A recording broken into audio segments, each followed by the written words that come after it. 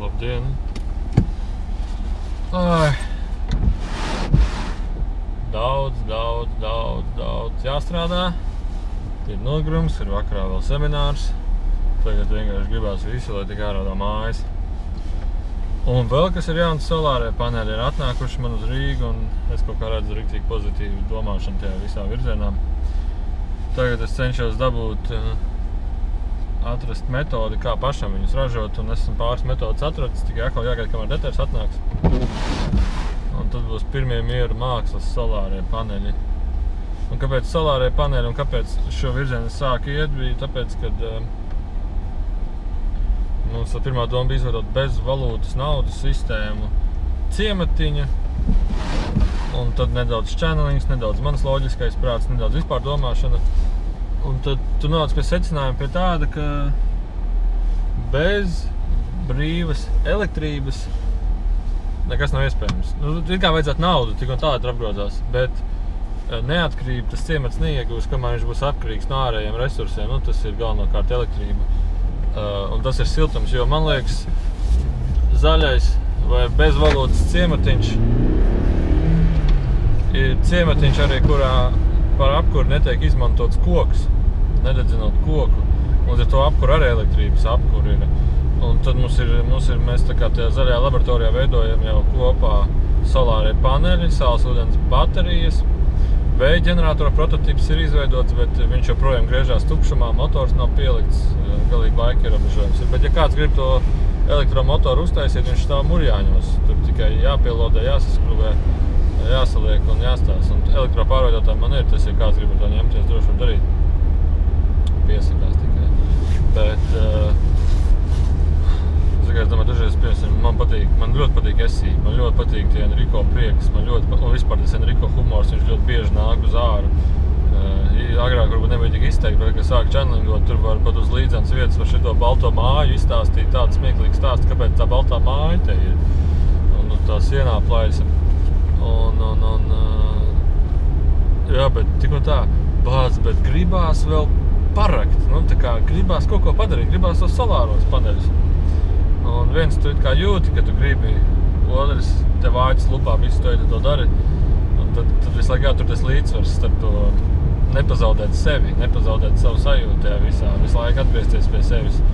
Un tāpēc ir tā, ka vajag atgriezties visu laiku meditācijā, meditīvā noskaņojumā. Labi, par to tālāk. Un tad tas stāsts ir, ko tad mēs šeit visi nākam mācīties, ko tad mēs šeit visi nākam darīt. Un man bija dzīvē viens posms, kad man bija 18 gadi vienkārši meditācijā pēkšņi tāds, kā varētu saukt apgaismīgu.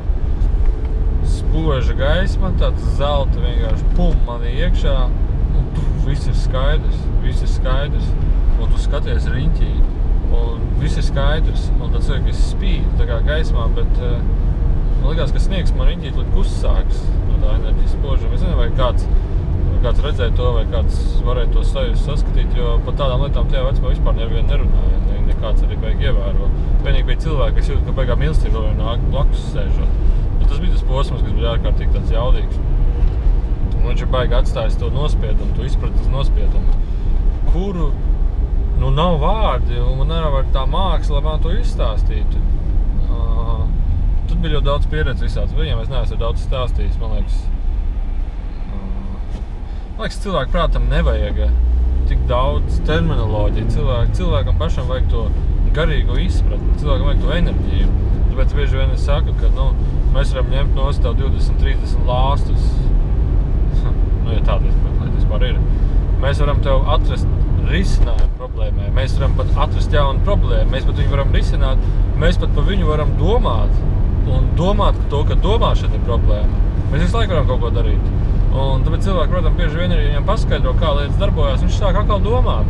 Viņš sāk atkal risināt kaut ko. Viņš sāk atkal salīdzināt kaut ko. Tas prāts paliek vēl nemierīgāks. Vairāk zināšanas ir nemierīgāks viņš paliek. Un līdz ar to, ka cilvēkam nevajag to zināšanu, viņam vajag to izpratni. Un tā izpratne ir kaut kas enerģijā, kas slēpjas. Un enerģija ir kaut kas, ko ja kāds ir pie kaut kāda svēta skolotāja bijis, kurš tiešām enerģijas staro, ka viņa klātbūtnē vienkārši ir labi. Protams, ja cilvēki aiziet atliet, atbrauks Rīgā, tur Šivā, Bahamaštī, tur nezinu, vēl kaut kas tur visi iet. Un tagad, īsts skolotājs, man līdz kaut kas būs jājūt. Es cenšos kaut ko just, kaut kam ir tagad jānāk, man kaut kas ir jāsajūt, ka viņi atkal var kaut kādu nemieru sevi uztur. Un tad pēc tie Niko saka, ka vislielākā māksla ļauj būt šim mirklim, ļauj šim mirklim notikties. Cilvēki, bet kā tas ir ļaut šim mirklim notikties? Atkal sāk domāt, ļauj šim mirklim vienkārši būt, vienkārši esi, izbaudi savu esamību. Viņa teica vienu vārdu, ka viņa esības tie meditācija atnāca Angela, viņa teica, ka tā ir sajūta visu laiku savu klātesamību šim mirklim. To, ka tu kā vērotājs visu laiku esi klāt šim mirklim, kas notiek, ka tu neaizspēldi, nepazaudē to vērotāju. Tas ir mana interpretācija, viņa teica to tādos skaistākos, puķainākos vārdos, kuru manai mēlē grūti izlocīt. Bet klātesamība bija tas vārds. Un tad, ko es domāju, ko tad mēs šeit visi nākam, ko tad mēs šeit nākam darīt, un ko es pamanīju manā atšķirībā starp to laiku, kad dabūju to, negribēs jau teikt apgaismību, bet tā bija tāda sajūta, ka tev ļoti daudz gaisma ienāk, un tu jūties tā kā izgaismots. Savāk ziņā terminoloģijā sanāk tik apgaismoties. Bet es negribu salīdzināt to ne ar vienu citu, kas teica, ka viņš ir apgaismotais, vai kāds teica, ka tie ir apgaismotie. To es negribu salīdzināt, es vienkārši to no savas sajūtas, kā man tas likās. Tad to varbūt tā bija vienkārši ļoti spēcīga enerģija meditācijas laikā, bet ar ļoti lielu izpratni. Un baigi skaisti. Pirmkārt, tā bija tā vasara, kad arī pēc tam pavadīju visu dzīvi, visu vasaru un gadu kaut kādā lielā svētlaimes mīlestībā. Nevar izstāstīt. Un tad tas redzējums ir daudz savādāks uz lietām. Un itin viss notikums ir mīlestība. Un tas ir ārkārtīgi skaisti. Un tad bija tā izpratne, ko tad mēs šeit nākam darīt. Un es cenšos to vārdos ielikt. Un pirmais, ko mēs šeit nākam darīt, ir saprast to, ka visums vienmēr pa mums parūpējās un vienmēr pa mums rūpēsies. Un tas ir tā kā līdzīgi, ka tu esi daļa no visa, kas ir, un kāpēc, lai to dzīvē neveiktos? Kāpēc, lai tev vispār kaut ko neveiktos? Kad tava skriešana, rakšana, tiekšanās, mērķiecīga, baidīšanās, kad nesanāk stress, ir vienkārši tikai tas mirklis, kurā tu esi atvienojies no savas būtības, atvienojies drīzāk tā, kur prāts un stress un saspringums ir pārņēmis virsroku. Un vienkārši jāiemācās ļauties vispār apzināties to, ka visums katru mirkli cenšas un vēlās visiem palīdzēt. Pat nevis tikai cenšas vēlas, un pat nav doma vēlas. Tā ir doma vienkārši tad, kad tu ļaujies visam, tu atplaukst, tu sajūti sevi, un tu sajūti un redzi to, kā visums atplaukst, kā ceļi atplaukst, kā visas situācijas, visi notikumi tavā dzīvē, viņi tev ir veduši un turpina vest uz to vienu skaisto mirkli, kas esi tu pats. Un tur ir no visādiem leņķiem var skatīties, kas ir tu pats. Bet, man liekas, tas vienkāršākais vārds, ka būtu izskaidrot, ko nozīmē būt tev pašam, ir tavs laimes, harmonijas, pilnības sajūta, kurā tu esi absolūti laimīgs, priecīgs. Jo kaut kā iepazīstot sevi, tu redzi, kā tu pats šo visu tā kā atplaukstot veido no jauna veido. Ja tu no viņa atdalies, tad tu centies pagriezt tā muguru un skriet un rakt pa savam. Tālāk, tad cilvēki ļoti daudz iet tajā, ka viņiem jāskrien, jāskrien, kamēr kājas salūst, kamēr mugurs sāp, kamēr spēks nav, kamēr slimnīcā nonāk, un tas ir tas pirmais. Otrais, kas ir visums, ir pašbalansējošs mehānisms. Nozīmē, ka tu pat īsti nevajag to problēmu labot, tu pat īsti nevajag neko savā dzīvē mainīt. Pat kaut kur skriet tiekties, ka visums pats viss tā kā viļņu jūrā. Viens iet uz augšu, uz leju, un tas veido to balansu. Cik viens ir uz augšu, tik otrs ir uz leju. Tāpat kā vētra, un tad ir atkal tikpat liels miers. Un tad uzskatīt to, ka redzēt to, ja kaut ko savā dzīvē tu esi galīgi dēlī salaidis, vai tu uzskati, ka tu esi galīgi dēlī salaidis, vai tev šķiet visīgais bezizējā, tad tu nav jāuztraucās. Visus pats izbalansēs, tevi aizvedīs, tevi sakārtos, tevi tur, kur tev jāiet. Un tad par to, kāpēc mēs šeit esam. Mēs esam šeit, Riko jau stāst to savādākos vārdos, bet iepazīt sevi, un tas nozīmē to, ka arī tais skaitā mēs esam šeit, jo iepazīt to dievišķo sevi, iepazīt to dievišķo izpratni, iepazīt to dievišķo ļaušanos, iepazīt to dievišķo harmoniju. Tagad grūti pateikt, ko tas nozīmē. Tas nozīmē to, kad redzēt to, kā un izprast to, ka tava apziņa tik izplasta, ka redzēt, kā Dievs izpaužās. Un, teiksim, vārds Dievs arī ir iestarpināts, ieviests, bet redzēt to, kā apziņa izpaužās, redzēt to, kā dievišķa apziņa izpaužās, kā viņa izspēlē nemierīgus cilvēku prātus, kā viņa izspēlē stresaini cilvēku prātus, kā viņa izspēlē biedējoši cilvēku prātus, kā viņa izspēlē cilvēku, kuri prātā ir iestinguši. Nē, tas ir vienīgais veids, kā tas ir notikt. Nekādi savādāk tas nevar atrisināties.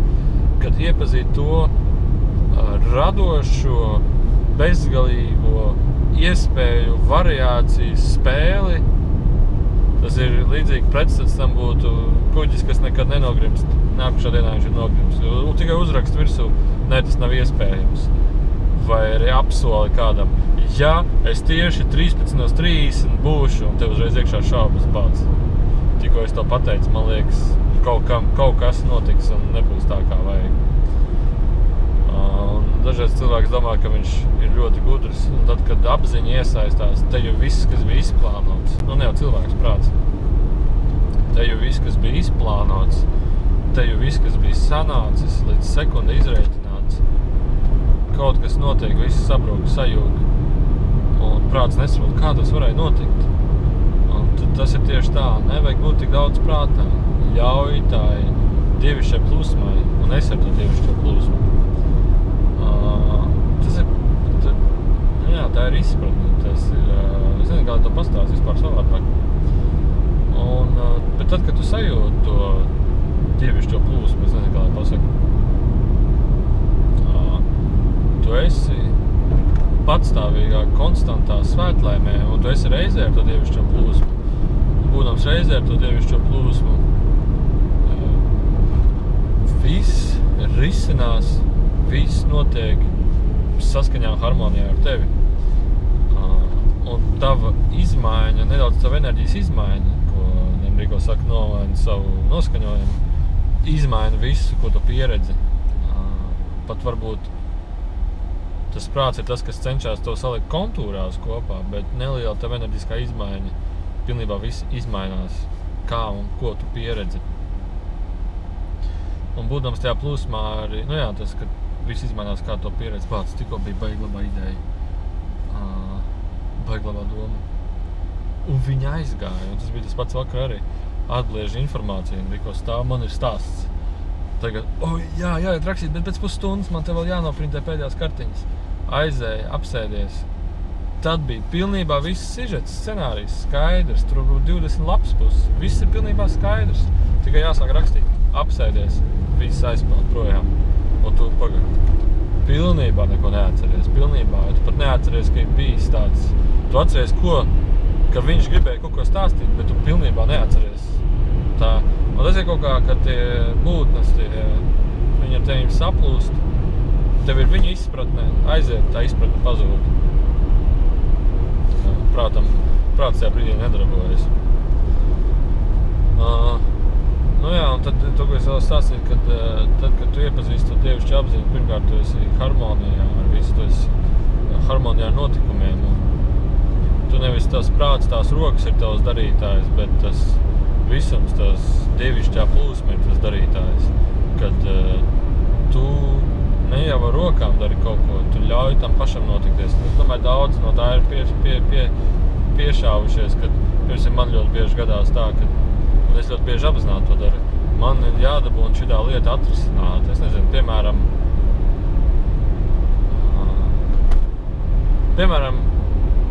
es jūtu, tagad es braucu uz Rīgu, es jūtu, kad piekapi man ir jāņem līdzi, bet es nezinu, kāpēc, bet es jūtu, ka jāņem līdzi. Un tu viņu paņem uz Rīgu, un tu jūti, ka vēl 3 dienas viņai jāpastāv garāžā. Paiet 3 dienas, pēkšņi tik daudz situācijas atrisinās, ka tev tieši to piekapu vajag. Vai arī tu jūti, ka tev kaut kāda situācija vajag, bet tu tā, labi, okei, ļauj tam atrisināties. Un pēkšņi viss pats atrisinās. Viss tas notikums pats atrisinās, ka tu ļauj tā kā visumam pašam izspēlēt to atrisinājumu. Tas ir to, ko Enrico vienā, man liekas, krūtākais channelings ever, ko Enrico stāstīja, bija, ka vispār tie čuvaki, viņi ļoti palīdz, vismaz Enrico palīdz. Kaut kā atnāk tas channelings, tik daudz informācija, tik raitos teikumos saspiež kopā un var sastāstīt. Mans prāts nevar to vispār aptvert, man tagad ir jādomā, ko lai pasaka. Un tur ir tikai aiziet kā no Kalašnikova. Un atkal aizmirs. Tik smieklīgi.